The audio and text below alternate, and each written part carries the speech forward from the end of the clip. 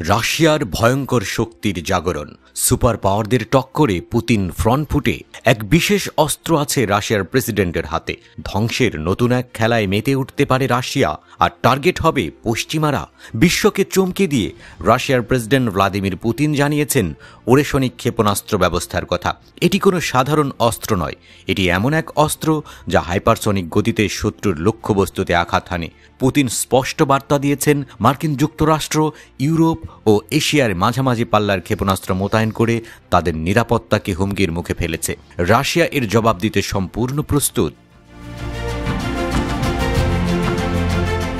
পুতিনের এই বক্তব্য নিছকই হুমকি নয়, বরং গভীর পরিকল্পনার অংশ। গত মাসে রাশিয়া প্রথমবার ওরেশনিক ক্ষেপণাস্ত্র পরীক্ষা করে। ইউক্রেনের ডিপ্রেন শহরে একটি সামরিক কারখানায় এটি নিক্ষেপ করা হয়। এক আঘাতে কারখানা পুরোপুরি ধ্বংস। ইউক্রেনীয় কর্মকর্তারা বলেন, বিস্ফোরণের তীব্রতা এতটাই বেশি ছিল যে পুরো শহর কেঁপে ওঠে।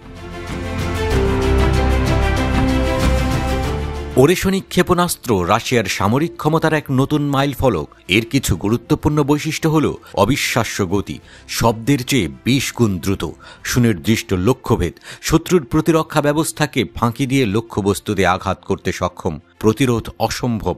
একবার উৎক্ষেপণের পর এটিকে আটকানো প্রায় অসম্ভব। রাশিয়ার সামরিক নেতৃত্ব বলছে 2025 সালের মধ্যে এই ক্ষেপণাস্ত্র ব্যাপক উৎপাদনে যাবে। এর সঙ্গে রাশিয়া আরও উন্নত প্রযুক্তি নিয়ে কাজ করছে। পশ্চিমাদের জন্য নতুন শঙ্কার বার্তা। পাল্টা জবাব দিতে প্রস্তুতি নিচ্ছে যুক্তরাষ্ট্র। পেন্টাগন ইতিমধ্যেই তাদের নতুন অস্ত্র ডার্ক ঈগল নিয়ে কাজ করছে। এটি মাঝারি পাল্লার ক্ষেপণাস্ত্র যা হাইপারসনিক গতিতে কাজ করে। এই অস্ত্র 2025 সালের মধ্যে মোতায়েন হবে। পশ্চিমা দেশগুলো মনে করছে রাশিয়া ও আমেরিকার এই অস্ত্র প্রতিযোগিতা নতুন শীতল যুদ্ধের ইঙ্গিত।